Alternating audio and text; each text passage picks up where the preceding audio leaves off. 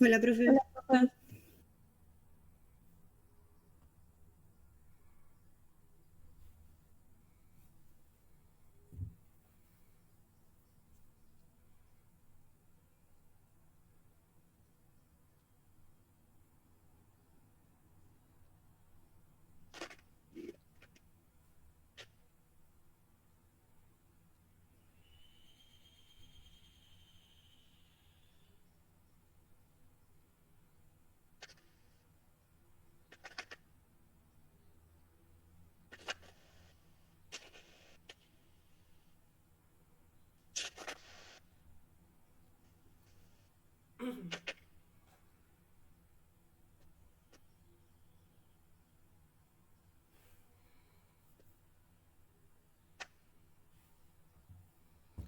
Profe, ¿le puedo hacer una consulta?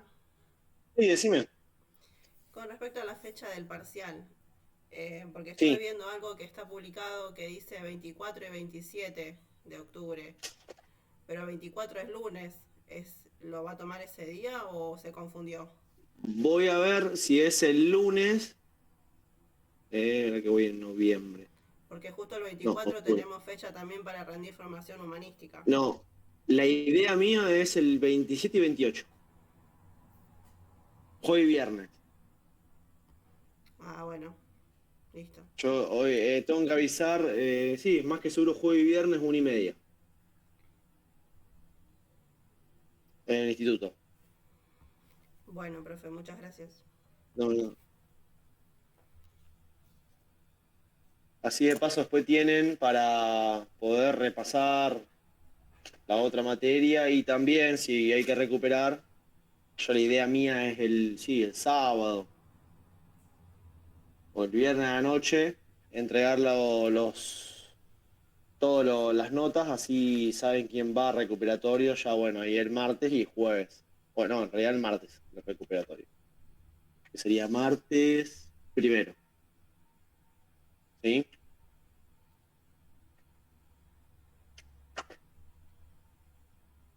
Perfecto. Bueno, chicos, vamos a empezar. Vamos a hacer un mini repaso de lo que era féresis, ¿sí?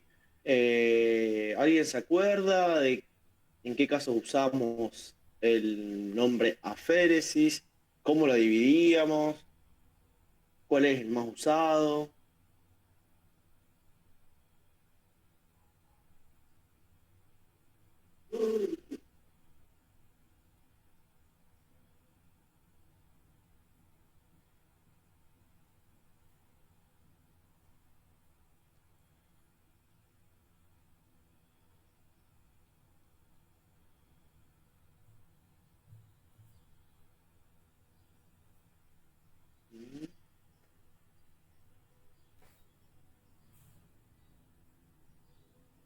Profe, Sí, a ver, estoy viendo si alguien levanta la mano. ¿Eh?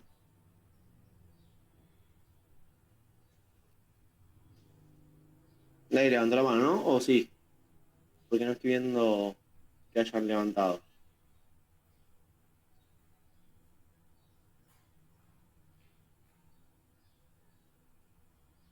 ¿Quién me habló? ¿Agustina? sí, sí, te hablé porque nadie, o sea, para contestar, porque nadie Dale, contestaba. dale, contéstame. No, la más usada era sí, la plaqueroféresis. Ujú. Perfecto, ¿te acordás de las Eh, características? La selección del donante, de la plaquetoféresis, para qué se hacía, para qué se utilizaba. em, y como que tengo anotado varias cosas, pero no sé, para evitar la refractariedad plaquetaria es acá, o sea, para Bien, disminuir. bien, Para evitar reacciones febriles neumolíticas, bien, para evitar también la posibilidad de enfermedades transmisibles por transfusión, la mm, inmunización HLA. bien. Perfecto, muy bien. ¿Y qué diferencia alguien se acuerda? Que no sea Agustina. La diferencia que había entre una plaqueta por aféresis y una plaqueta de banco, un pool plaquetario de banco.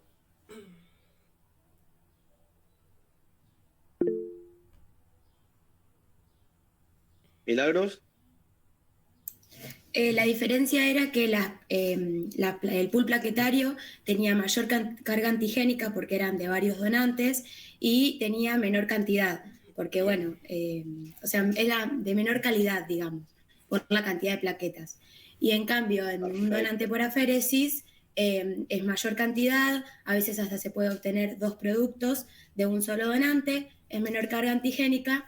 Y por ahí cuando se hace el pool no siempre hay, no sé, 6 o 7 unidades del mismo grupo sanguíneo, entonces cuando es un donante por aféresis es solo de un grupo sanguíneo porque es de un solo donante. Perfecto, muy bien. Aixa Ortiz, ¿me escucha? Está ahí, que veo que está presente.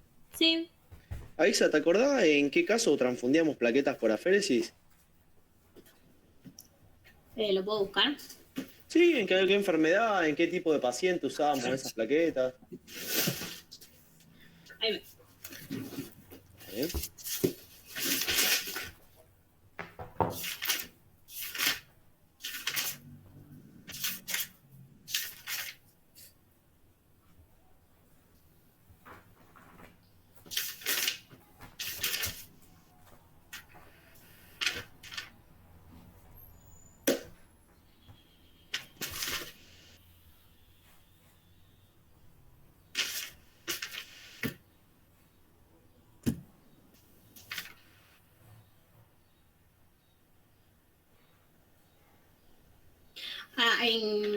No, pará, porque encontré la transfusión de plaquetas, no por aféresis. Bueno, es lo mismo.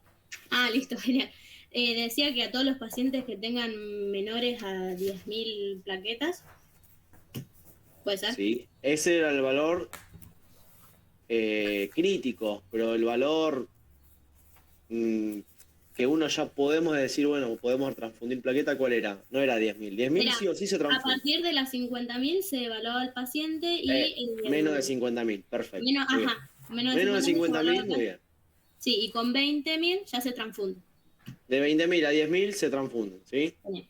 Sí o sí, si tiene 10.000 se va a transfundir. Sí, así, Perfecto. listo. En un paciente que está plaquetopénico y que tiene las plaquetas bajas. Después se ve la forma de por qué está plaquetopénico. Genial. ¿Sí? En la causa de la plaquetopenia hay muchísimas. Eso después lo van a ir dando a poquito. Muy bien, Juliana Santarelli, ¿puede ser? ¿Está ahí? ¿Me escucha?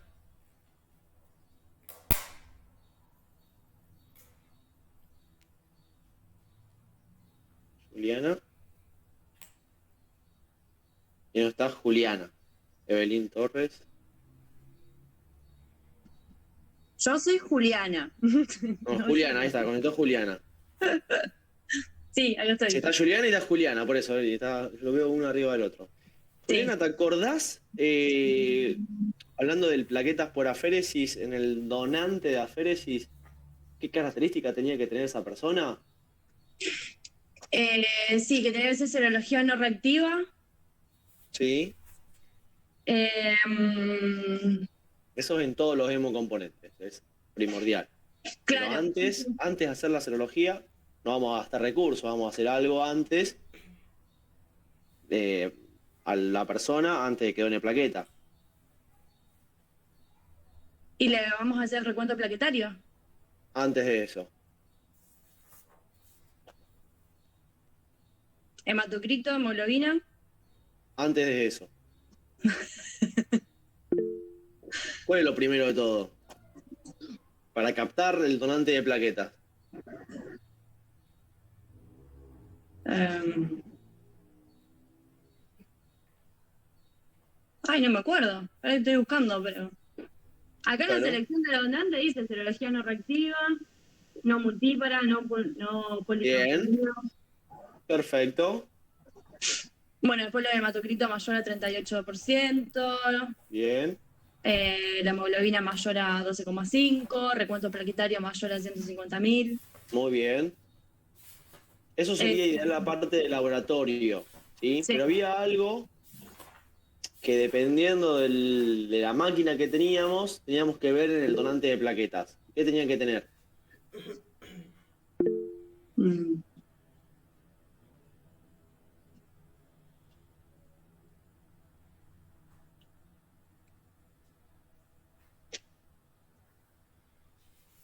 ¿Sabés cómo se hace una recolección de plaquetas por aféresis? Sí, la de que se conectaba. Bien. ¿Y entonces?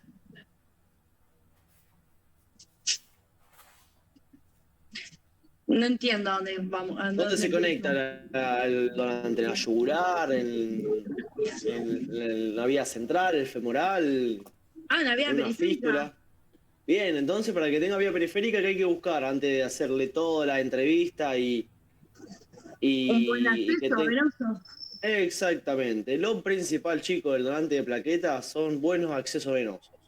Una vez que tenga buenos accesos venosos, vamos a pasar a la entrevista médica. Tiene que cumplir todos los mismos requisitos, ¿sí? Que el donante de sangre, sí, peso, que no tenga tatuaje, toda la misma entrevista, pero se le hace la serología, como dice en el PowerPoint, serología no reactiva, biología molecular no detectable, un buen conteo, buena cantidad de plaquetas, hematocrito y hemoglobina, ¿sí? Pero lo O sea primero que de todo, es lo principal, son los accesos venosos. si no tiene un buen calibre, digamos, o sea, si lo vemos y vemos que no tiene un buen calibre, además, no. No, nos ha pasado que hay gente que dice, vengo a donar plaquetas por aféresis. Y todo lleva un proceso. Primero, el descartable. Con los líquidos sale muchísimo dinero. Yo no voy a conectar a una persona sin serología o biología molecular no reactiva y no detectable, que no tenga anticuerpos irregulares, que no cumpla las condiciones de un donante de plaquetas, porque es una pérdida de dinero. Lo primero y principal, si tenemos máquina de flujo continuo que van pinchados los dos brazos, mínimo tiene que tener 2 o 3 accesos venosos. ¿Sí? Porque si no, por ejemplo, vos ves, le decimos, sí, dale, te hacemos una entrevista, te saco la muestra y ya está. Cuando viene a donar, pinchamos un brazo y el otro, ¿cómo hacemos? ¿Cómo le devolvemos lo que estamos recolectando? Vamos a tener que utilizar ahí, en ese caso, un equipo de unipunción. Tarda muchísimo más, es más complejo. Se puede, pero lo ideal es delante de plaqueta que tenga 1 o 2 o 3 accesos venosos mínimo. Periférico, Porque, por ejemplo, bueno. tenemos el de unipunción. El de unipunción se pincha un solo brazo y hace todo desde un solo brazo. El otro brazo lo tiene libre. Pero si se revienta esa vena, si se infiltra esa vena, ¿qué tenemos que hacer? Buscar el otro brazo. Y si no tiene otro acceso, no se puede. ¿Sí? Lo primero que hacemos, siempre acceso venoso y después se hace todo lo demás. Puede ser que tenga unos accesos venosos buenísimos, pero tiene bajas plaquetas, está anémica, ¿sí? O anémico, serología reactiva. ¿Estamos? Bien, Lo otro gracias. está perfecto, pero también agregale al principio buenos accesos venosos. Un buen acceso venoso, sí. 2, por lo menos, o 3. 2 o 3, sí. Un ejemplo, cuando usamos para donante de plaqueta, chicos, utilizamos agujas de fístula, son agujas de calibre 16, agujas mariposa que se usan, lo que usan de diálisis. Bueno, son chiquititas, del calibre igual que el de la extracción de sangre, de los donantes de sangre. Y ¿por qué digo 2 o 3 accesos venosos? Porque si pinchás una y del otro lado no tenés un buen acceso, podés usar un Avocat 16, un Avocat 18, un Avocat, sí, 18, más de eso, ¿no? Porque la máquina después cuando necesita devolver sangre, con un Avocat 18 te va a atrasar el procedimiento. Y si el procedimiento tarda mucho, el producto que vamos a recolectar no es bueno. ¿Y un 14 no se podría usar, por ejemplo? ¿O es muy...? No, es muy invasivo ya. Con el 16 está perfecto. Si, por ejemplo, tenemos 2 accesos venosos, ¿no? Y tenemos el tercero que lo vimos. Pinchamos un brazo, saca y el que devuelve se infiltra. ¿Qué puede pasar la mayor cantidad de veces? Porque cambia la presión de la vena, larga más presión y se infiltra, ¿sí? Se llena, se infla. Ahí lo que podemos hacer es buscar otra vena del mismo calibre o buscar una vena, que le sería la tercera, para una Avocat 18 para la devolución. ¿Sí? Si podemos poner 2 agujas de calibre 16, buenísimo. Si no, bueno, 16 y 18. No queda otra. Tardaremos un poco más, pero también se puede. Lo que no puede hacer el Avocat, que sí puede hacer la aguja, es la recolección. Porque cuando la aguja recolecta, como es metálica, no se contrae. En cambio, el teflón, que es el Avocat, cuando quiere aspirar se contrae y tapa y no puede recolectar. Y por eso sí o sí la aguja de extracción tiene que ser del calibre 16 y aguja, no Avocat. ¿Estamos? Eso todo, lo vamos viendo más que nada en donante de plaquetas porque es lo que van a ver todo el año que viene. ¿Sí? Todas las mañanas hay donaciones de plaqueta y eso lo van a ver. ¿Estamos? Fírmenlo, vean cómo se trabaja, lo que se hace, cómo se trata al donante. Eso es lo principal, lo vengo diciendo del principio del cuatrimestre, que la atención al donante de sangre o al donante de plaquetas tiene que ser buena para que vuelva a donar. ¿Estamos? Muy bien. ¿Qué otra cosa podemos agregar de aféresis? No de plaquetas, de donantes. ¿Qué podemos agregar?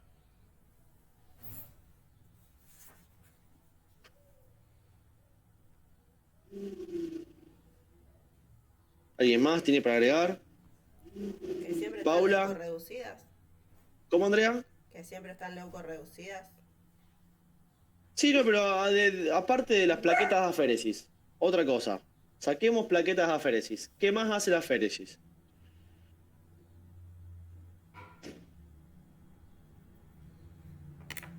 Que se utiliza como soporte terapéutico en algunas Bien, enfermedades. bien, Diana. Soporte terapéutico. En algunas enfermedades, en el PowerPoint hay cantidad, en el libro hay cantidades de enfermedades que se hace como un soporte terapéutico. ¿Sí? Hoy vamos a dar una enfermedad que es una de las principales, una de las más comunes, que se utiliza como soporte terapéutico, que ahí está incluida la plasmaféresis terapéutica. Pero además de la plaquetoféresis de donación, la plasmaféresis terapéutica, ¿qué más hay además de esos dos procedimientos, ya sea terapéutico o de donación? ¿Cuáles están? Leucoaféresis, Leucoféresis, bien, eritroaféresis, bien, Candelac. Leucoféresis, eritroféresis, ¿sí? Plasmaféresis, plaquetoféresis, son las que más se usan, son los nombres que van a encontrar cuando estén en banco de sangre. ¿Sí? Hay una enfermedad que es hoy en día la más, como dije recién, la más común, la que más llegan, ¿sí? Hay en categorías de lo que dice las guías AFA, hay muchísimas, pero las más común son las trombocitopenias, ¿sí? Las microangiopatías trombóticas. ¿Estamos?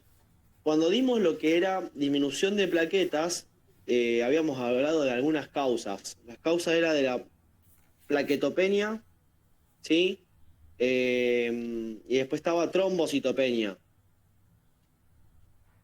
La plaquetopenia era por alguna enfermedad y la trombocitopenia también, pero las dos son el mismo bajo reencuentro de plaquetas, pero por diferentes motivos. Una por trombos y la otra no.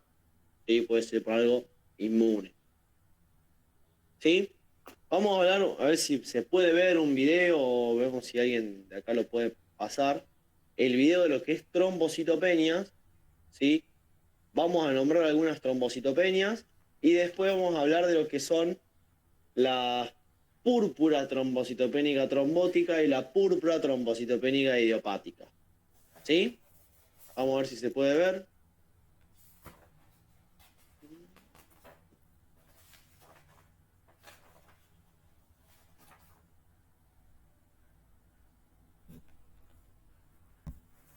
Ya avísenme si se ve el video.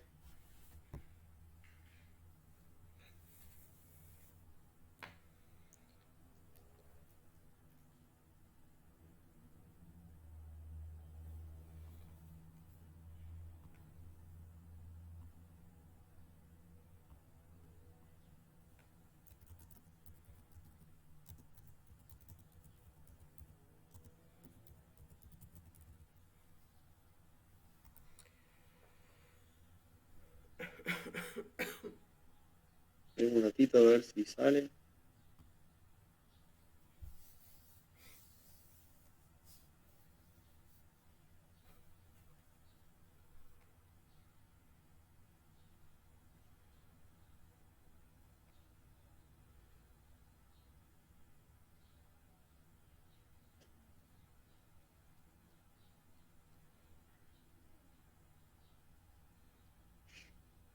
No se ve nada todavía, ¿no? No.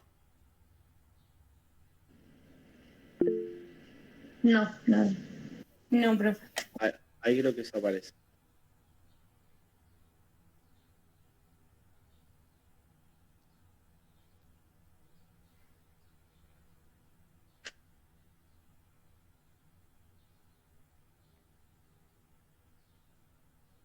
¿No se ve?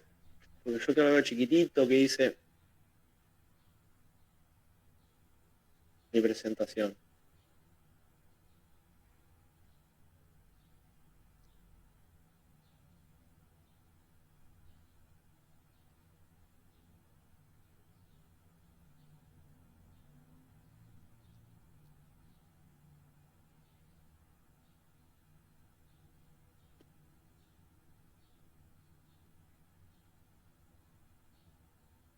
A ver si puedo entrar desde mi teléfono. Ahí está.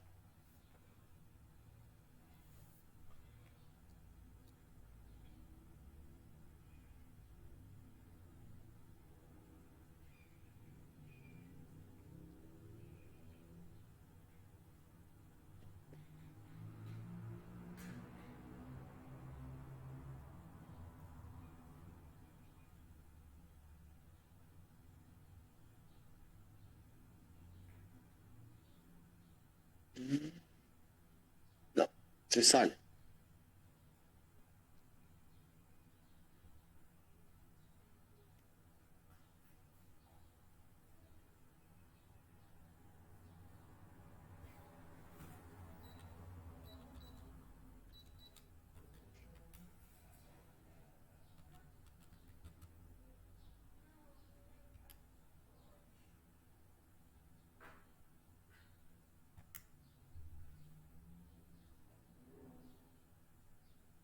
Ahora un segundo a ver si lo puedo hacer de otra manera.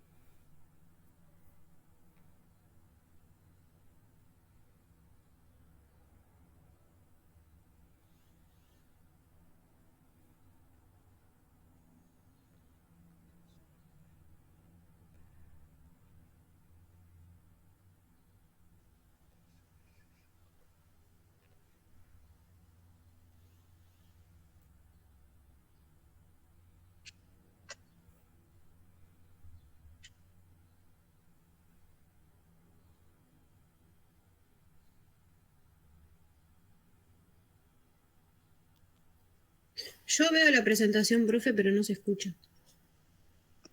Me faltan algunos. ¿Ahora tampoco? Ahí lo escuchaste.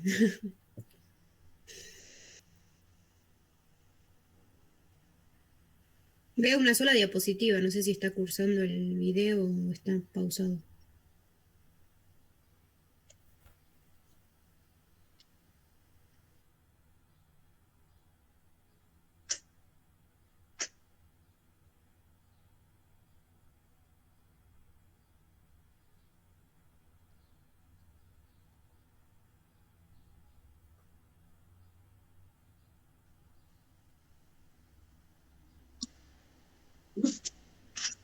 Ahí se ve pseudo trombocitopenia.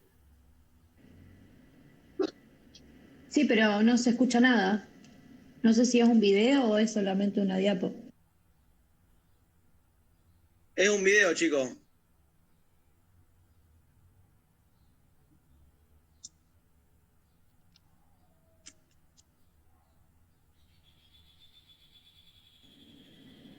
No, el video No, no se profe, escucha.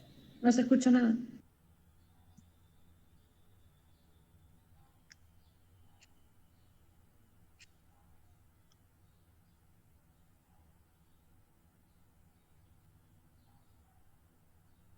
Voy a ver si lo puedo compartir acá porque desde el teléfono se andaba bárbaro. Voy a ver acá.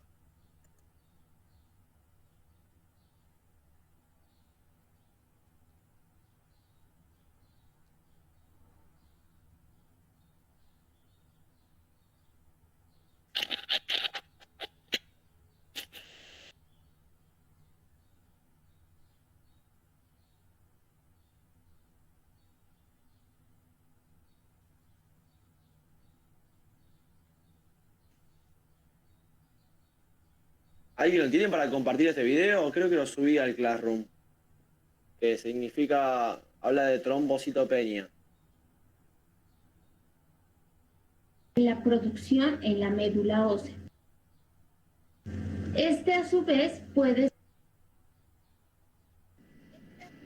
Ahí se escucha, o se quiere escuchar. Ahí se escucha, profe.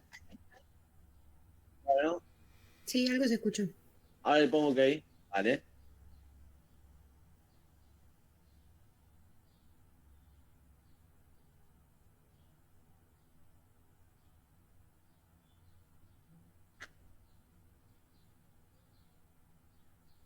por encima de 450.000 se conocen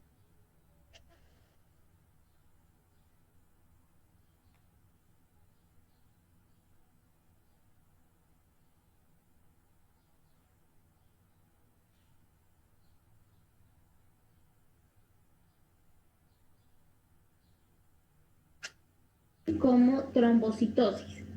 El tema que nosotros vamos a hablar a continuación es la trombocitopenia. La trombocitopenia se va a dar como resultado de 3 procesos. El primero es porque hay una disminución en la producción en la médula ósea. Este a su vez puede ser se divide en dos, pueden estar elevadas o pueden ser adquiridas. La segunda causa de una trombocitopenia es por el secuestro por parte de plaquetas que más que todo generalmente se corresponde a lo que es en el vaso agrandado.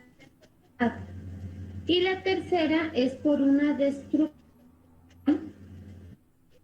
plaquetaria incrementada. A continuación vamos a hablar lo que es pseudotrombocitopenia. La pseudotrombocitopenia es a pacientes en donde su característica es que no va a tener ni signos ni síntomas de trombocitopenia. La causa principal de esta es que se va a dar una aglutinación de plaquetas que va a estar mediada por los anticuerpos, especialmente los de la inmunoglobulina G. Aunque también se pueden encontrar los de inmunoglobulina M o los de inmunoglobulina A. Cuando disminuye el contenido del calcio por la recolección de sangre en un con ETA. En esta se hace indispensable realizar un prótesis de sangre periférico. Son las diferentes, en esta vamos a obtener lo que corresponde a un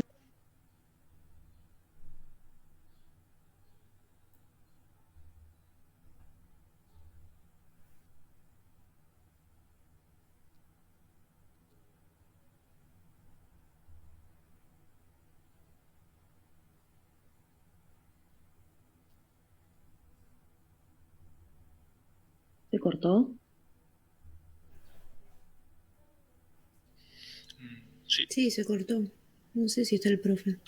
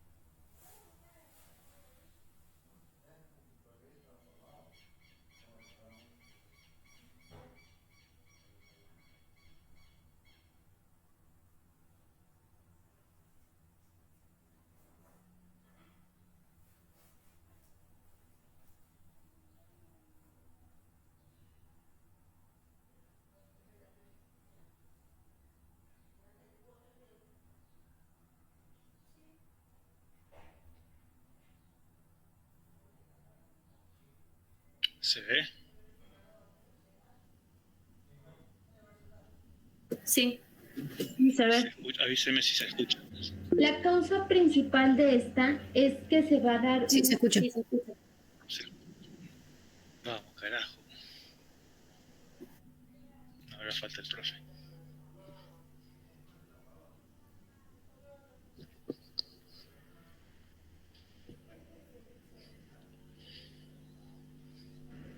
¿Se desconectó?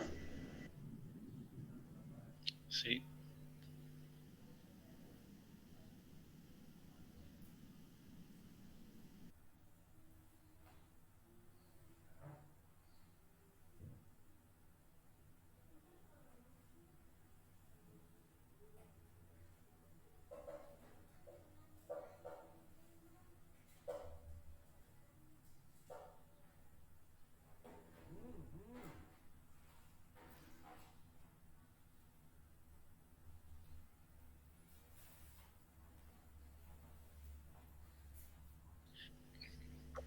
Profe, ahora podemos compartir con audio. Ah, si dale, querés. Leo, buenísimo. Sí, porque se cerró solo. Dale, dale. Gracias. ¿Qué antes no se escuchaba? La trombocitopenia.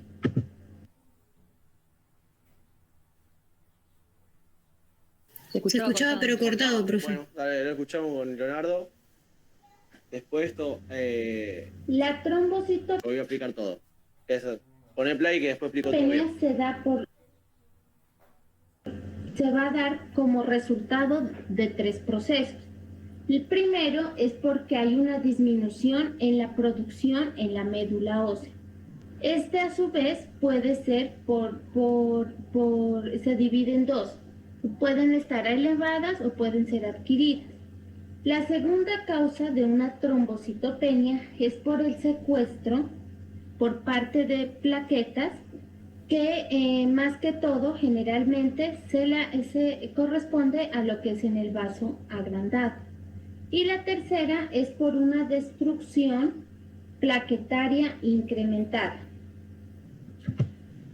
A continuación vamos a hablar lo que es pseudotrombocitopenia. La pseudotrombocitopenia es aquellos pacientes en donde su característica es que no va a tener ni signos ni síntomas de trombocitopenia. La causa principal de esta es que se va a dar una aglutinación de plaquetas que va a estar mediada por los anticuerpos, especialmente los de la inmunoglobulina G.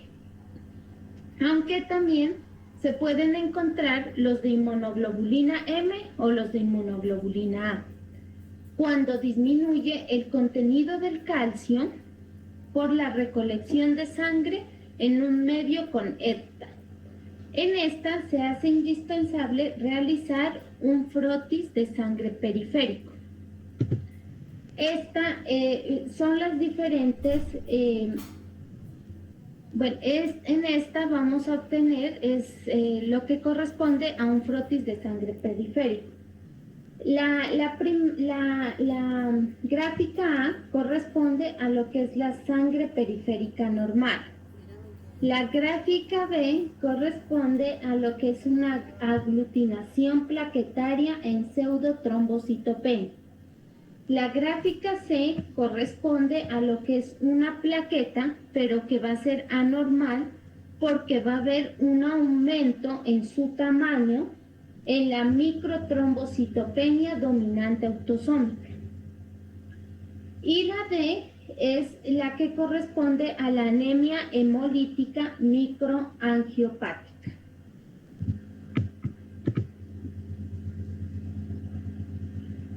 Bueno, también vamos a tener lo que corresponde a trombocitopenia provocada por infecciones. Esta principalmente se va a dar por bacterias o por virus. Se va a caracterizar porque van a afectar ya sea la producción o la supervivencia de la bacteria. En esta se pueden operar mecanismos inmunitarios como es el VIH, en donde más que todo en fases iniciales, o como es la mononucleosis infecciosa. En los niños, en donde se da por mecanismos inmunitarios, la trombocitopenia es más que todo de una causa viral. Y esta casi siempre se resuelve de una manera espontánea. A menudo, para el diagnóstico, es indispensable hacer el examen de médula ósea para poder valorar si existen infecciones ocultas. Trombocitopenia provocada por fármacos. La trombocitopenia provocada por fármacos se va a sospechar en todos aquellos pacientes en donde van a presentar una trombocitopenia sin una causa aparente por ciertos fármacos en donde el tratamiento ideal es suspender o reemplazar dicho tratamiento. Principalmente lo que van a generar es una supresión de la médula ósea. En esta, los anticuerpos típicos que van a ser dependientes del fármaco van a reaccionar contra antígenos específicos de la superficie de la plaqueta. Tal es el caso como es el de la quinina y de la sulfonamida. Para su diagnóstico se hace necesario hacer análisis de laboratorio. La exposición inicial aproximadamente tenemos que va a ser de 21 días. O también se puede presentar una exposición repetida en donde se resuelve de 7 a 10 días después de retirar el medicamento. Trombocitopenia inducida por heparina. La trombocitopenia, esta trombocitopenia va a tener dos características por la que se va a caracterizar. En esta es que la primera no suele ser grave y que los recuentos en su punto más bajo rara vez son menores de 20,000. La segunda característica que debe ser indispensable es que esta no se acompañe de hemorragia y de hecho aumenta notablemente el riesgo de trombosis. Para la trombocitopenia inducida por heparina, debemos tener en cuenta que este es el resultado de la formación de un anticuerpo a un complejo del factor plaquetario 4, PF4, de una proteína específica de la plaqueta y la heparina. El anticuerpo antiheparina PF4 va a activar a las plaquetas y tal vez a células endoteliales. La activación de las plaquetas se va a hacer por un receptor. Hay que tener en cuenta que la trombocitopenia se va a tener su desarrollo dependiendo de la exposición a la heparina. El tiempo de desarrollo después de la exposición a la heparina es el factor importante en el que se va a determinar si existe una trombocitopenia inducida por heparina. Esta decimos que principalmente se van a presentar de 5 a 10 días después de la exposición. En esta se va a presentar poco después de exponerse a la heparina por presencia de anticuerpos del factor 4, PF4, que son heparínicos y plaquetarios preexistentes que van a desaparecer alrededor de la circulación más o menos a los 100 días después de la exposición. Rara vez esta puede suceder hasta más tarde, después de la exposición. Esta es lo que se llama trombocitopenia inducida por heparina de inicio tardío. En esta es indispensable la prueba de anticuerpo de heparina y la PF4, que por lo general es notoriamente positiva. Esta puede presentarse luego de la exposición tanto a heparina no fraccionada como la de bajo peso molecular, aunque es 10 veces más común la heparina no fraccionada que la de bajo peso molecular. En cuanto a las pruebas de laboratorio para la trombocitopenia inducida por heparina, tenemos que en esta lo que se hace es para la detección del anticuerpo, que es antiheparina PF4. Esta va a estar dada por dos pruebas. La primera es la prueba de inmunoabsorbente, que va a ser ligado con enzimas ELISA. Con esta, es con el complejo PF4 con la polianión como antígeno. Esta se va a caracterizar porque tiene una baja especificidad por presencia de anticuerpo sin trombocitopenia. O sea, en esta va a haber la presencia de anticuerpo, pero no va a haber una trombocitopenia inducida por heparina clínica. Más que todo se va a dar en pacientes que han tenido una operación con circulación extracorpórea. Y la otra es el ensayo de activación plaquetaria. Esta lo que va a hacer es medir la capacidad del suero del paciente para activar plaquetas en presencia de heparina en forma dependiente de la concentración. y hay que tener en cuenta que en esta la sensibilidad va a ser mucho menor, pero la especificidad va a aumentar de acuerdo, va a ser mayor de acuerdo a las pruebas de ELISA. En cuanto al tratamiento, decimos que los individuos que requieren una anticoagulación deben cambiar de heparina a un fármaco que pues va a ser la alternativa. Los inhibidores directos de la trombina, como lo van a ser el argotroban o la lepirudina, son efectivos para la trombocitopenia inducida por heparina. También hay que tener en cuenta que en este otro es el danaparoide, una mezcla de glucosaminoglucanos que tienen una actividad del anti-10 activado y que este ha sido mucho más utilizado en cuanto al tratamiento. Hay que tener en cuenta dos cosas: los pacientes que presentan trombosis y los que no presentan trombosis. En cuanto a los que pacientan trombosis, se debe hacer un cambio por warfarina. Casi siempre este cambio dura de 3 a 6 meses. En los pacientes que no tienen trombosis no se ha definido cuánto debe durar el tratamiento del anticoagulante. Poné pausa, Bueno, Leo. otra es la... Bien, voy a hacer un mini resumen de lo que acaba de decir la chica, de lo que es trombocitopenia. ¿Sí? Así seguimos con la púrpura trombocitopénica inmunitaria. ¿Sí? Después va a hablar de lo que es la coagulación intravascular diseminada. También va a hablar de la púrpura trombocitopénica trombótica y el síndrome urémico hemolítico, que eso es a donde yo quiero llegar. ¿Sí? Es una mini introducción. ¿Sí? En el tema de trombocitopenia, ¿sí? Además de lo que es también plaquetopenia, la parte de plaquetopenia puede ser un paciente plaquetopénico por una hemorragia. ¿Sí?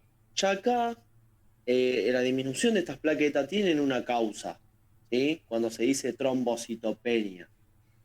Puede haber la causa en la disminución, ¿sí? De la médula ósea, por el vaso agrandado o por la destrucción plaquetaria incrementada. ¿Cuáles son esas destrucciones de plaquetas incrementadas? Los puede, como dijo recién, la trombocitopenia producida por fármaco, la trombocitopenia producida por infecciones, ¿sí? E infecciones puede ser por una bacteria, por un virus, ¿sí? En la parte de fármaco hablaba mucho de lo que es la heparina, ¿sí? Cuando un paciente está con heparina, ¿sí? Produce trombocitopenia. Cuando es así, ese paciente que está anticoagulado por heparina tiene que pasarlo a warfarina, que es el síndrome, ¿sí? Para que no produzca esta reacción. ¿Qué hace? En el caso del fármaco, nuestro sistema fabrica un anticuerpo hacia ese fármaco, ¿sí? Y ese anticuerpo ataca a nuestras plaquetas, ¿sí? Es muy complejo el tema de la heparina, chicos, porque cuando hay mucha cantidad, ¿sí? Esa trombocitopenia es muy grande y corre un riesgo muy alto de sangrado en el paciente, ¿sí? Y no solamente que tiene bajas las plaquetas, que también va a haber un sangrado. No, Agustina, es solamente video. Esto yo lo vi en video y lo explico. No se vuelvan locos porque esto lo van a dar el año que viene, pero es un mini resumen. Después, cuando demos las 4 clases de repaso, se los voy a dictar para que lo tengan anotado, ¿sí? En vez de PowerPoint. En el caso, como decía, del fármaco, la heparina, ¿sí? Esos trombocitopenias causadas por heparina son muy graves porque producen muchísimas hemorragias, ¿sí? Si vieron ustedes la foto de cómo tenían los pacientes todos con hematomas, es porque era muy alta esa dosis de heparina, mucha trombocitopenia y no paraba el sangrado, ¿sí? En el caso de las infecciones, no es tanto, ¿sí?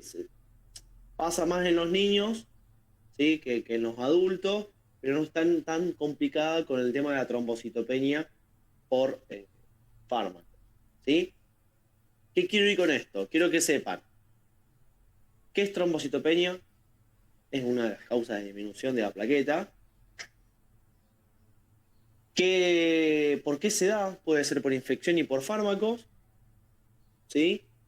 ¿Qué fármaco te puedo preguntar? Me decís la heparina, la trombocitopenia por fármaco de heparinas.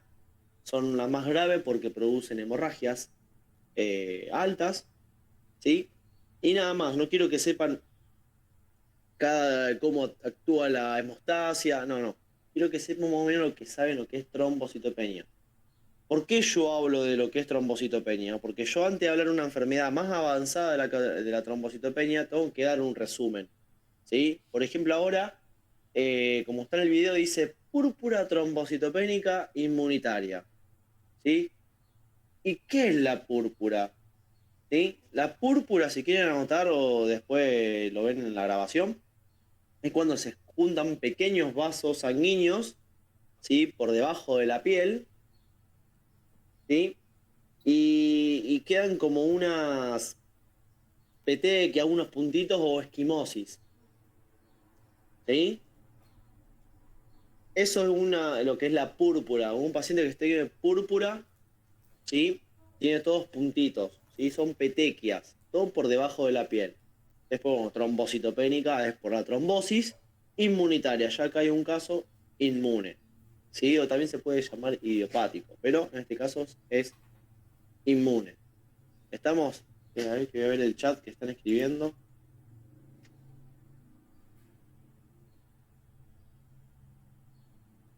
Fármacos e infecciones son las dos causas también de trombocitopenia. Después está la pseudotrombocitopenia.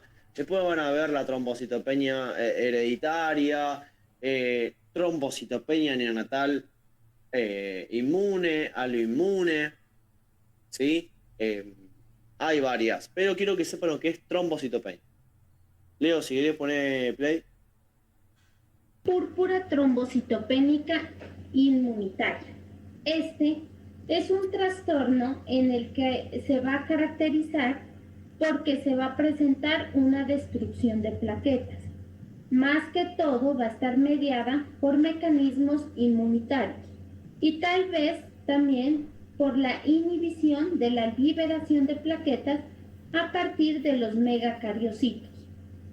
Hay que tener en cuenta que en los niños se va a presentar casi siempre como una enfermedad aguda. Esta se va a dar principalmente después de una infección y se va a limitar por sí solo. Mientras tanto, en los adultos, por lo general, tiene una evolución que va a ser de carácter mucho más crónico. En cuanto a los signos y síntomas de la púrpura trombocitopénica, se caracteriza porque se va a presentar una hemorragia mucocutánea que más que todo se va a presentar en la mucosa bucal, como se puede observar en la imagen. En esta también se van a presentar hemorragias en lo que corresponde al tubo digestivo o a una hemorragia menstrual intensa.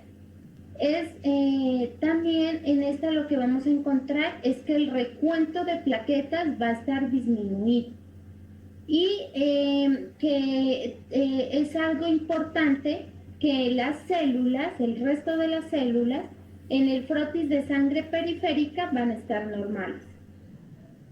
En por lo general, los pacientes van a presentar lo que corresponde a equimosis y petequia. Y hay que tener en cuenta que la púrpura húmeda también se puede presentar, que se van a caracterizar por ser vesículas hemorrágicas en la boca y que también se va a caracterizar porque se van a presentar hemorragias en lo que corresponde a la retina. Continuando con lo que corresponde a pruebas de laboratorio, en es indispensable hacer el examen de médula ósea, que puede más que todo hacerse en adultos mayores. Por lo general, en los que son mayores de 60 años se debe hacer. En estos sujetos, en sujetos con otros signos o resultados anómalos de laboratorio, no explicados por esta patología y en pacientes que no responden al tratamiento inicial. Otra de las cosas importantes es el frotis de sangre periférica. Este es importante porque en este se pueden mostrar las plaquetas que pueden ser grandes, que son de morfología normal. En el estudio de laboratorio lo que se enfoca es en buscar cuáles fueron las causas de una púrpura trombocitopénica secundaria y deben incluir pruebas en donde se den pruebas para infecciones por el VIH o por hepatitis C. Otra es importante pues para estas las pruebas serológicas y electroforesis de proteínas séricas y concentración de inmunoglobulina para detectar la hipogamaglobulinemia. En cuanto al tratamiento de púrpura trombocitopénica inmunitaria, se emplean fármacos que reducen la captación reticuloendotelial de las plaquetas unidas con anticuerpos.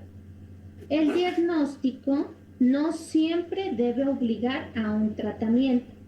La terapéutica inicial en los pacientes que no tengan síntomas hemorrágicos significativos, trombocitopenia grave, o signos de una hemorragia inminente, como son una hemorragia en la retina, una hemorragia en grandes mucosas, una hemorragia grande en las mucosas bucal. En estas se pueden instituir como un régimen ambulatorio con un solo fármaco.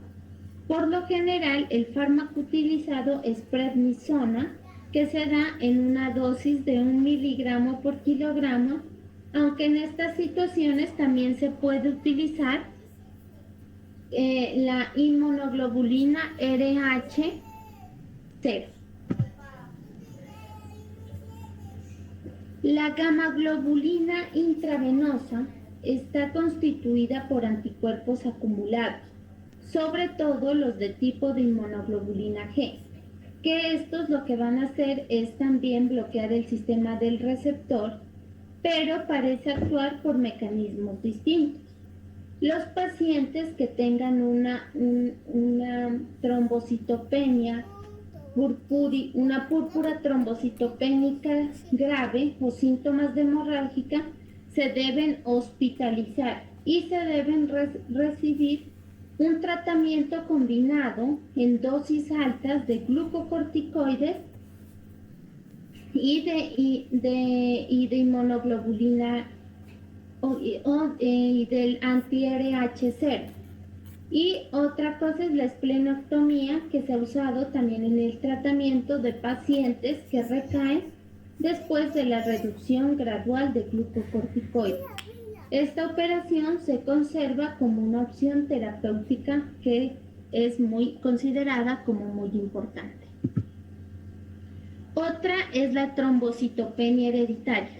Esta se va a dar de tres maneras. Una, porque es dominante autosómica, porque puede ser recesiva autosómica o ligada al cromosoma X. La dominante autosómica se va a caracterizar porque las plaquetas van a presentar un gran tamaño. Esta se va a relacionar con mutaciones en el gen de miosina no muscular MYH9. En esta, los principales síntomas que encontramos son el de Sebastián o Epstein. Otra es trombocitopenia. Haz un poquito de esta parte que mucho no interesa. Lo único que quiero que sepan que sigue la trombocitopenia hereditaria, ¿sí? Que el cromosoma X es el dominante y nada más, ¿sí? Fíjate en el minuto 20, a ver. Ahí va. Púrpura trombocitopénica trombótica y el síndrome urémico hemolítico.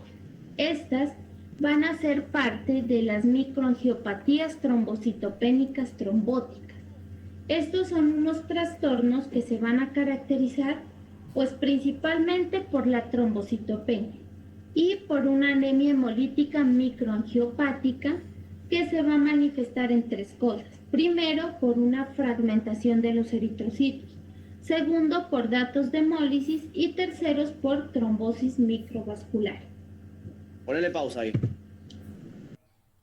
Bien, chicos, esta parte es re importante. Fíjense que dijo púrpura trombocitopénica trombótica. Púrpura, que decía en la piel, ¿sí? Equimosis, petequias debajo de la piel, ¿sí? Trombocitopénica, bajas plaquetas, trombótica. ¿Qué es trombótica? Es cuando hay formación de coágulos en todo el cuerpo, ¿sí? A veces esa formación de coágulo aumenta, no aumenta, sino que quedan en los riñones y puede producir insuficiencia renal, ¿sí? También lo que habló de acá, de esta enfermedad, es todo lo que vimos en el cuatrimestre. Anemia hemolítica, ¿sí? Trombocitopenia, insuficiencia renal, ¿sí? Problemas neurológicos, fiebre, ¿sí? Coágulos en todo el cuerpo. Fíjense lo que esta microangiopatía, ¿sí? La púrpura trombocitopénica trombótica, abarca todo lo que vimos en el cuatrimestre. Por eso, este tema lo voy a dar bien ahora. Está en el PowerPoint de aféresis. Quédese tranquilo que también después lo vamos a repasar cuando terminemos. Después de los parciales vamos a dar bien de vuelta este tema para que quede bien listo para el final, ¿sí? Y para el año que viene, cuando lo den, sepan bien la diferencia entre lo que es el síndrome urémico hemolítico y la púrpura trombocitopénica trombótica, ¿sí? Ponele, ¿alguna pregunta, chicos, por ahora? Sé que es mucho, pero bueno, hay que tratar de dar bien lo que más importante y lo que vamos a dar en el cuatrimestre, ¿sí? En el final. Si querés poner play, Leo. Y terceros por trombosis microvascular. En esta hay que tener en cuenta la coagulación intravascular diseminada. Si en esta solo bien se observa trombocitopenia y microangiopatía, predomina una coagulopatía en donde hay un consumo de factores de la coagulación y del fibrinógeno, lo cual da por resultado una elevación en el tiempo de protrombina y a menudo en la activación del tiempo de tromboplastina parcial activada. Hay que tener en cuenta que la PT o el tiempo de protrombina y el tiempo de tromboplastina parcial activado son normales en la púrpura trombocitopénica trombótica y en el síndrome urémico hemolítico. Púrpura trombocitopénica trombótica. Esta se caracteriza principalmente porque se va a presentar anemia hemolítica, que va a ser microangiopática, trombocitopenia. Además se van a presentar insuficiencia renal, datos neurológicos y fiebre. En la imagen podemos observar una anemia hemolítica microangiopática. En cuanto a la patogenia, decimos que esta puede ser de dos maneras. La púrpura trombocitopénica trombótica puede ser hereditaria e idiopática.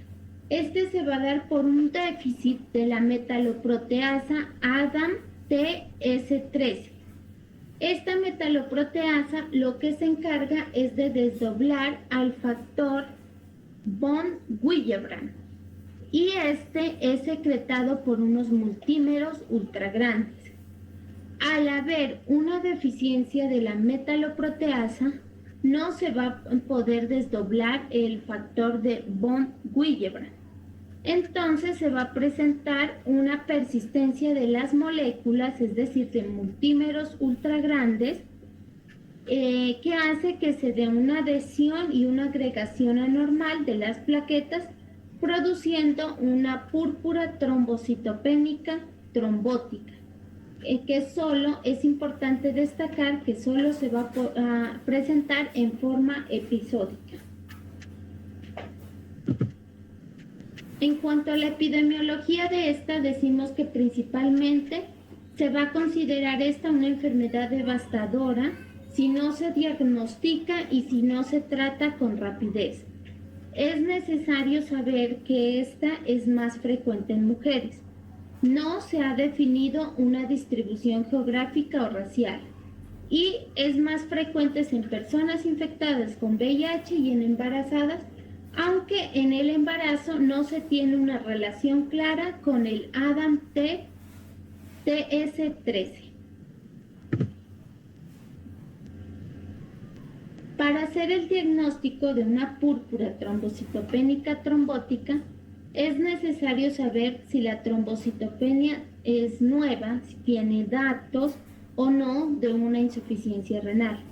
En esta se hace necesario tener en cuenta datos de laboratorio, en donde vamos a encontrar un aumento de la LDH, de la bilirrubina indirecta, una disminución de la aptoglobina, aumento del recuento de reticulocitos con una prueba de antiglobulina directa negativa, frotis de sangre periférica, en donde vamos a observar esquistocitos y también se puede presentar policromasia. En cuanto al tratamiento, principalmente el tratamiento es la plasmaferesis. Este es el tratamiento que hace parte fundamental y que en este que debe continuar hasta que el recuento plaquetario sea normal y se resuelvan todos los signos de hemólisis durante por lo menos 2 días. También se ha indicado los glucocorticoides, aunque en esto se dice que principalmente actúan como complemento de la plasmaferesis, y el tratamiento de inmunomoduladores, en donde tenemos la ciclofosfamida o la esplenectomida. Bueno, hablando del síndrome urémico hemolítico, este se va a caracterizar porque se va a presentar una insuficiencia renal aguda, una anemia hemolítica microangiopática y una trombocitopenia. En este se observa principalmente, en niños puede estar acompañado de diarrea, que va a ser de carácter hemorrágico y principalmente se va a dar por la E. coli. O no puede ser diarreico, en donde se va a dar por mutaciones en los genes que codifican la síntesis del factor H. El factor H va a ser un regulador soluble que se encarga del complemento y que es una proteína que actúa también como proteína, que es un cofactor de membrana y que se expresa principalmente en el riñón. En cuanto al tratamiento del síndrome hemolítico urémico, principalmente va a ser de apoyo. En los niños se dice que principalmente va a ser con diálisis. En pues el ADAM-TS13 van a ser normal en el síndrome urémico hemolítico, aunque en ocasiones se han informado que puede estar reducido. Bueno, muchas gracias, eso fue todo.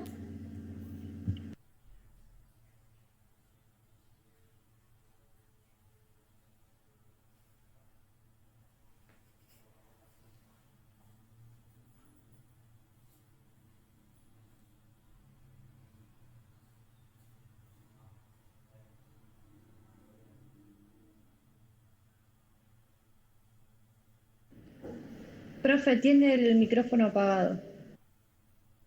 Perdón, mala mía. Estaba hablando solo, como un loco. Bien, ¿qué era lo importante de este video? Todo lo que es trombocitopenia, ¿sí? Y lo que se enfocó a lo último, de la trombocitopénica trombótica, ¿sí? De la púrpura trombocitopénica trombótica y del síndrome urémico hemolítico, ¿sí? La diferencia entre una y otra es que el síndrome urémico hemolítico, puede llegar a una plasmaféresis, pero se trata más con una diálisis, ¿sí? Y fíjense que el síndrome urémico hemolítico apareció un poco el complemento, el factor H. ¿Se acuerdan del factor H en qué vía se activaba? ¿En qué vía participaba del complemento?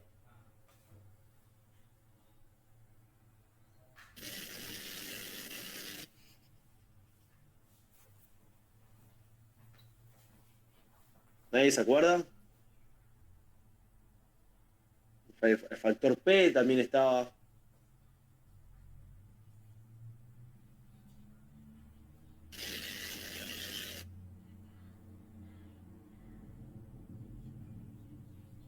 Bien, revísenlo, busquen el sistema de complementos. Fíjense que este tema abarca todo lo que dimos: anemias hemolíticas, trombocitopenia. La vía Es la alternativa. vía alternativa, ¿sí? En la vía alternativa, porque en la clásica estaba el antígeno anticuerpo, ¿sí? Las inmunoglobulinas. Y el factor H, el factor P, otros tipos de factores también estaban en la vía alternativa, ¿sí? Después de la lectina estaba la manosa y todo lo demás. Pero fíjense cómo todas estas enfermedades nombran todo lo que vimos en el cuatrimestre, ¿sí? ¿Qué tienen en común la púrpura trombocitopénica trombótica y el síndrome anémico hemolítico? Que son dos microangiopatías trombóticas, ¿sí?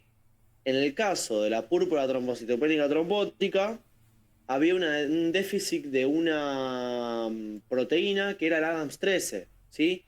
Esa proteína ADAMS13, ¿dónde va a estar? ¿Dónde la podemos encontrar a esa proteína? Nosotros, ¿en dónde la podemos encontrar?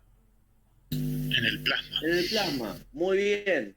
Entonces, como era una enfermedad, la PTT, una enfermedad de categoría 1 para plasmaféresis terapéutica, vamos a utilizar de líquido de reposición plasma fresco congelado. ¿Por qué? ¿Qué causaba este déficit de ADAMS13? ¿Sí? Era la causante de que este factor de von Willebrand no actúe en todo el proceso de hemostasia junto con las plaquetas, y esas plaquetas, en vez de actuar hacia ese sangrado que está de esa anemia hemolítica, ¿sí? De esa microangiopatía, ya puede ser en pulmón o en riñón, formaban trombos, ¿sí? En este caso, cuando la diferencia entre uno y otro es que cuando ingresa el paciente con una posible PTT, tenemos que hacer los estudios de ADAMS13. Cuando vayan al hospital, fíjense en la heladera, al lado de donde están las unidades de sangre, hay un protocolo de cómo sacar una muestra y procesarla. Son todas muestras con tubo de citrato del paciente. Hay que procesarla, centrifugarlas y enviarlas congeladas a Buenos Aires, que es donde te dicen sí o no el paciente tiene déficit de ADAMS13. ¿A qué voy con esto? Cuando el paciente ingresa con una posible PTT, no se sabe si es una PTT o un síndrome urémico hemolítico, pues son las dos microangiopatías, ¿sí? ¿Cuándo se dan cuenta que es un síndrome urémico hemolítico o en el caso de una PTT? Es que cuando hacen el estudio de ADAMS13, te da el déficit de ADAMS13, ¿sí? Por eso trombocitopenia, por eso también la anemia hemolítica. Cuando nosotros le hacemos la plasmaféresis terapéutica con líquido de reposición, plasma fresco congelado, para aportar esta proteína, que es el ADAMS13, los trombos van a ir desapareciendo. O sea que la trombocitopenia, esa baja cantidad de plaquetas, va a ir aumentando, ¿sí? También con las medicaciones que le van a dar, que es la de los glucocorticoides, con los inmunomoduladores, y una de esas medicaciones que es el rituximab, ¿sí? Esa medicación y todo el tratamiento, el paciente va a dejar de tener hemólisis. Si hay hemólisis, el LDH, la bilirrubina y la aptoglobina, ¿sí? Se van a normalizar sus valores, va a aumentar el recuento plaquetario, ¿sí? No va a tener fiebre, va a dejar de tener problemas neurológicos, porque a veces los pacientes con PTT, chicos, entran inconscientes, ¿sí? Y como entran inconscientes, van a ir directamente a terapia intensiva. Y la regla número 1 de hacer plasmaféresis terapéutica o leucoaféresis terapéutica, todo lo que sea terapéutico en aféresis, obligatorio se hace en terapia intensiva o cuidados intensivos. No se puede hacer en sala o hospital de día, en un consultorio, no. ¿Por qué? ¿Por qué no se puede hacer en otro lado? Primero el paciente con una PTT, ¿sí? Que es un trastorno de la sangre que forman muchos coágulos en pequeños vasos sanguíneos, por eso a veces pueden tener problemas de pulmón o de riñón, ¿sí? Tiene que estar todo monitoreado, ¿sí? A lo que es nivel cardiológico, respiratorio, ¿sí? Tiene que tener médicos especializados en atender esos casos rápido, ¿sí? Y más a la hora de hacer una plasmaféresis terapéutica. Dijimos que usábamos citrato, ¿sí? Y cuando usábamos citrato de mucha cantidad o anticoagulante de mucha cantidad, ¿qué le podía pasar al paciente? ¿Qué podía tener? Perdía calcio, hipocalcemia, ¿no era? La hipocalcemia, bien. Cuando había hipocalcemia, ¿sí? Podía tener problemas a nivel del corazón y el paciente podía tener, se nos puede morir, ¿sí? Se nos puede morir por un infarto, ¿sí? Por esa cantidad de calcio que hay en,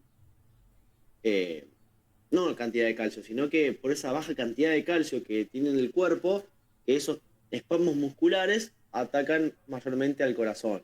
Y por eso hay que tener una premedicación de gluconato de calcio, ¿sí? Alguna medicación para una reacción alérgica, algún corticoide, ¿sí? Eso lo van a ir viendo cuando en algún momento toque ir a hacer una plasmaféresis terapéutica, si es una PTT, en ver todas estas premedicaciones para que el paciente termine bien. Y preguntar, si ustedes quieren, qué valor de hematoritis de hemoglobina tiene, qué valores de hemólisis tiene, si está con diálisis o no. Y acá, en esta enfermedad, ¿sí? Vamos a trabajar en conjunto con diálisis, ¿sí? Con nefrología, porque el mayor, es decir, el 90% de los casos el paciente termina con un problema renal agudo, ¿sí? Y si, por ejemplo, tiene muchos coágulos en sus riñones chiquititos y produce una insuficiencia, no puede sacar todos esos coágulos, ¿sí? Nosotros con la plasmaféresis lo que vamos a hacer es aportarle Adams 13, ¿sí? Para que las plaquetas aumenten y dejen de formar trombos y esos pequeños trombos que estaban en el riñón desaparezcan, ¿sí? ¿Qué tienen que saber de esto? Las causas, ¿sí? Causa Adams 13, ¿sí? Después también decía que había algunas causas en enfermedades, por ejemplo, que pacientes que tenían VIH, en embarazadas, ¿sí? ¿Se acuerdan cuando hacíamos una plasmaféresis terapéutica de una embarazada, cómo debería estar la posición del paciente? De costado. De costado, bien, para que no corra riesgo el bebé que está dentro, ¿sí? También se hace en terapia intensiva con monitores y todo lo demás. Todo con el mayor equipo que tengas alrededor, porque si pasa algo, si estás en el banco de sangre y no tenés las herramientas suficientes para abastecer la necesidad. Como digo, estos pacientes que mayormente también tienen problemas neurológicos, están intubados, no pueden respirar bien, vienen trasladados de otro lado, no solamente desde el hospital. Es complejo, ¿sí? Por eso si yo te pregunto en un final, ¿dónde se hace una plasmaféresis terapéutica o leucoféresis terapéutica? Algo terapéutico, sí o sí en cuidados intensivos. UTI, USIN, UCO, recuperación intraoperatoria. ¿Por qué? Porque tienen que estar con todos los monitores que sean necesarios y el equipo adecuado para tratar una emergencia, porque el paciente puede estar lo más bien, ha pasado muchas veces de que el paciente está charlando con vos y por todas las medicaciones que le pasan, diálisis a la mañana o plasmaféresis a la mañana, diálisis a la tarde, de un día para otro te dicen me siento mal y chau. Si no lo controlás, se te muere en el momento. Y si vos no tenés el equipo detrás de enfermeros especializados en terapia intensiva y médicos terapistas, ese paciente no sale de esa descompensación. Cuando es así, chicos, durante el procedimiento preguntan, ¿seguimos con el procedimiento o no?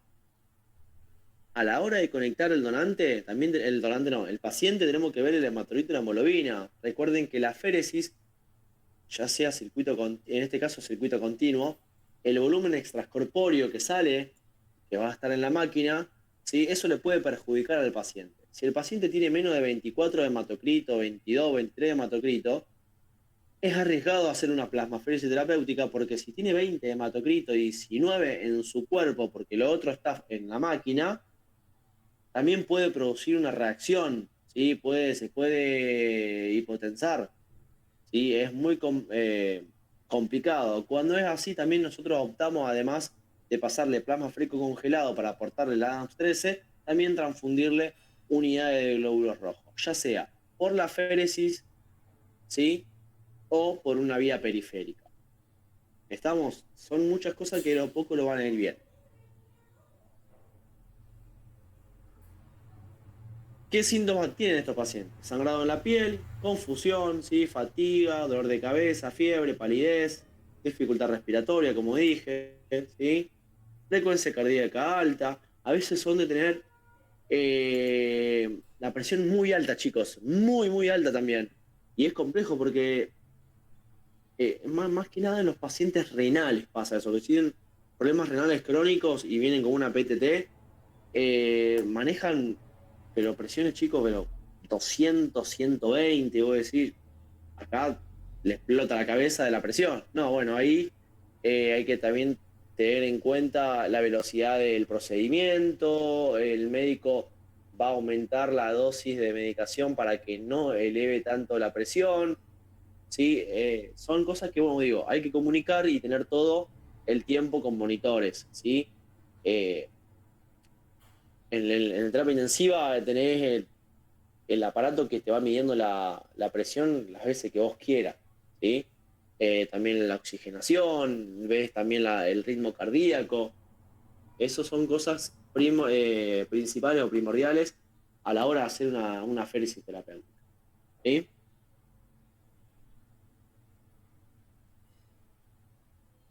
Como dice en la PTT, tratamiento plasmaféresis, ¿sí? En el caso de revisar la indicación transfusional. Cuando hacemos plasmaféresis terapéutica le sacamos a veces una volemia. Si son 5.000, ¿sí? mililitros, no le sacamos 5.000 mililitros, le sacamos a veces 3.000, 3.500 mililitros de plasma. Esos 3.500 mililitros de plasma tenés que dividirlo por 200, que es lo que trae el plasma fresco congelado. A ver, son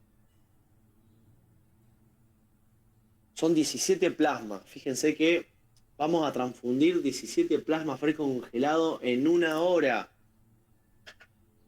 ¿Sí? En una hora. Ahí la velocidad de extracción y de devolución, vamos a trabajar a 60 mililitros por minuto, 70. Más de eso no.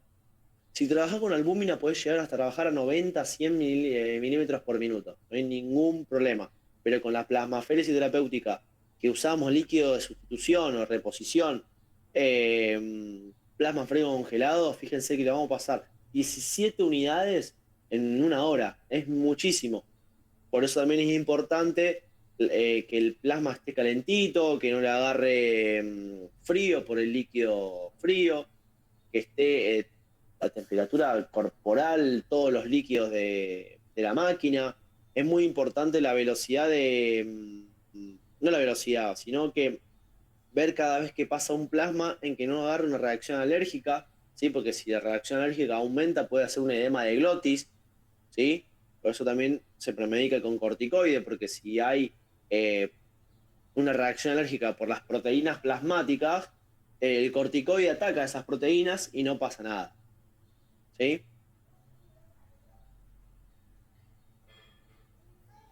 Bien,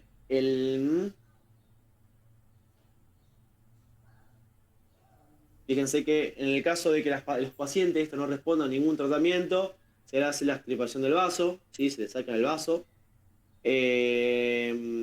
Medicación que inhiben el sistema inmune, ¿sí? Como el corticosteroide o el rituximab. ¿Qué complicación? Insuficiencia renal, anemia, plaquetopenia, problemas del sistema nervioso, hemorragia, ACV, fiebre y anemia hemolítica. Es completísimo. Cuando te entra un paciente con una PTT, tiene todo lo que vimos en el cuatrimestre. ¿sí? Anemia, ya va a haber indicación de transfusión de glóbulos rojos. Insuficiencia renal, ya si tiene insuficiencia renal, la unidad de glóbulos rojos la tenés que pasar en 4 horas, ¿sí? Si querés, bueno, filtrada y irradiada, bueno, va a depender de otras cosas, pero también puede ser.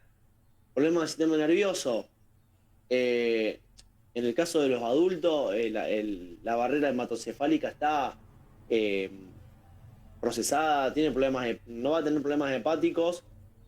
Si hay anemia hemolítica, la bilirrubina alta la va a poder conjugar, ¿sí? No va a tener problema como un niño, ¿sí? O un recién nacido. Pero también produce mareo, convulsiones, a veces lo ideal sería que no se produzca un ACV hemorrágico, pero se puede desvanecer, baja depresión, pérdida de memoria, a veces se despiertan y no saben dónde están, ¿sí? O no saben quiénes son muchas cosas, ¿sí? Por eso hay que tratarlo con calma y bien, y hay que estar atento cuando tenemos un paciente con una PTT o cualquier plasmaféresis. ¿Alguna pregunta? ¿Tuviste muchos pacientes con PTT? Muchísimos, sí, muchísimos. Es el más común y es más, toco madera ahora porque es la época que caen todos estos pacientes. Fíjense que ahora, ¿quién fue? ¿Estuvieron todos en las prácticas? Acá, Sí. todos. Bueno, creo que la gran mayoría han transfundido plaquetas en aislados. ¿Fueron a transfundir plaquetas en aislado o glóbulo rojo filtrado y radiado aislado? Porque es una época, que no lo crean chicos, esta época, estudios, no lo digo yo, estudios mundiales, son épocas de pacientes con leucemia. Caen todos los pacientes con leucemia o los que tuvieron leucemia, recaen, vuelven a caer en esta época. Así que se necesita siempre plaquetas por aféresis, como también así pasan las PTT. ¿Cuándo caen? Un 31 de diciembre, han caído un 24 de diciembre. ¿Y quién estaba de guardia? Yo. Bueno, tenía que ir a hacer la plasmaféresis terapéutica. Y no es eso, sino que también son 5 seguidas, automáticas, siempre sí o sí 5 seguidas. No puedes decir, bueno, hoy hago la plaqueta, después me voy a mi casa, festejo Navidad y después el otro día estoy bien. No, al otro día tenés que volver, ¿sí? 24 horas después tenés que volver a hacer otra plasmaféresis terapéutica. ¿Sí? Pasa muchísimo.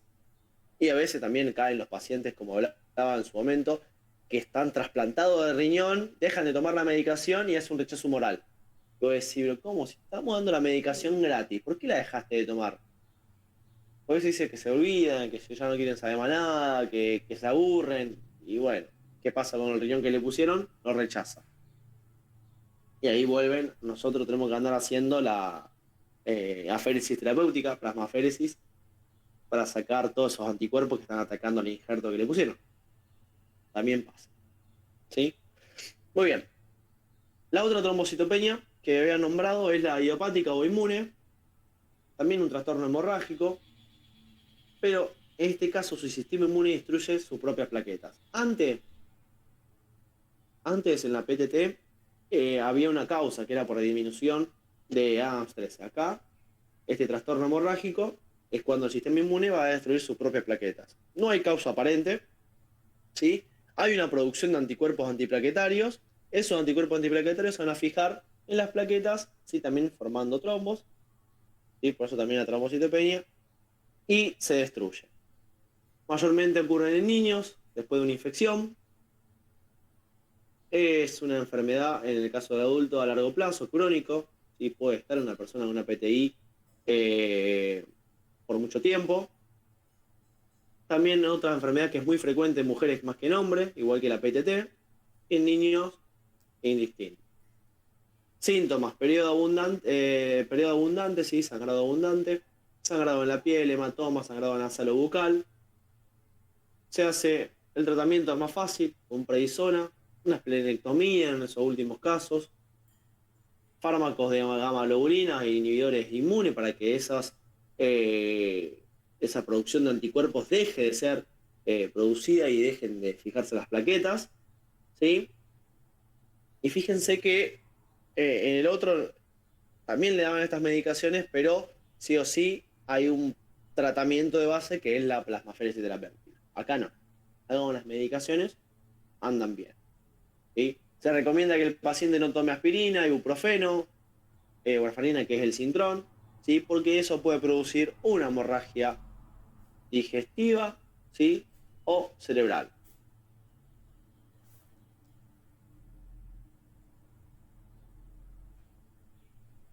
Perfecto. ¿Alguna otra pregunta, chicos? ¿Se entendió? Fue larga la clase de hoy, mucha información, lo sé. Profe, Sí, ¿prednisona qué sería? es una medicación. Ah, ok. Medicación. Es como el rituximab, warfarina, son todas medicaciones. A veces nos tocan estos pacientes, chicos, que pueden decir que tengo un paciente que ingresó que está con una PTT, está pancitopénico. ¿Qué quiere decir pancitopénico? Es cuando el paciente tiene los tres tipos de células sanguíneas bajas. ¿Y cuáles son las 3 células sanguíneas que conocemos? Eritrocitos, megacariocitos, leucocitos. Exactamente. Glóbulo rojo, glóbulo rojo, plaquetas y glóbulo blanco. Cuando un paciente está pancitopénico, esos valores están todos bajos.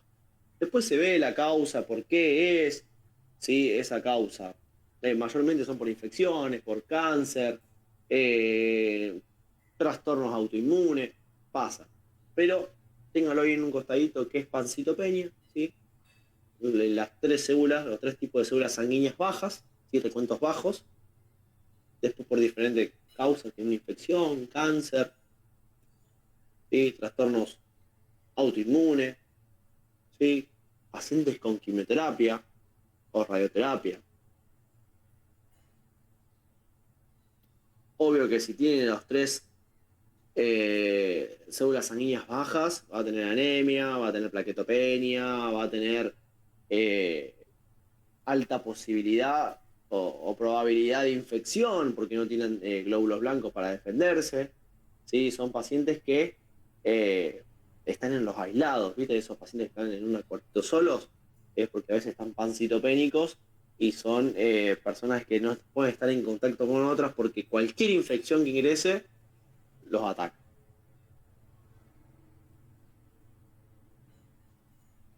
Muy bien, ¿alguna pregunta?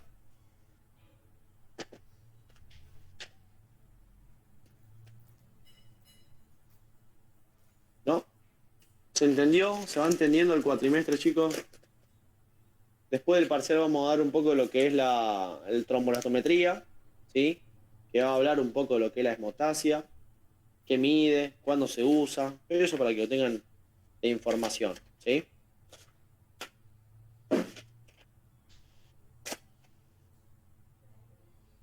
¿Alguna pregunta? La clase que viene vamos a hablar de lo que es indicación transfusional, todos los hemocomponentes, sistema inmune, sistema de complemento. La otra clase, anemias hemolíticas, ¿sí? Enfermedad hemolítica del recién nacido. La otra clase vamos a dar, creo que respiratoria plaquetaria, sistema HLA. Y la última clase de vuelta vamos a dar lo que es aféresis. ¿Sí? Tengan todas las preguntas, revisen todo lo que vimos, todos los PowerPoint, todo. ¿Sí? Una pregunta, ¿grupos sanguíneos también va a entrar? Lo del sistema Kell. Sí, vamos a dar un repasito de eso. Sí, puede dar. Vean las características, quién fija complemento, quién no, quién pasa placenta, quién no. Pero igual, viste, cuando dimos anemias hemolíticas, nombramos el sistema I, cuando dimos enfermedad hemolítica del recién nacido también, había algunos grupos sanguíneos que estaban incluidos, que son los que causaban esta enfermedad. Repasen todo y vamos hablando de lo que ustedes quieran. Son 4 clases para que ustedes consulten de todo. Sí, a mí no me sirve explicarle todo de vuelta lo mismo. No, no. Yo quiero que ustedes vengan con las preguntas y vamos sacándonos las dudas entre todos. ¿Sí? Lean lo que es anemia, qué es lo que no queda, que no queda concluso, que no saben bien cómo resolverlo. Para eso vamos a hacer estas 4 clases. ¿Sí? Desde el principio.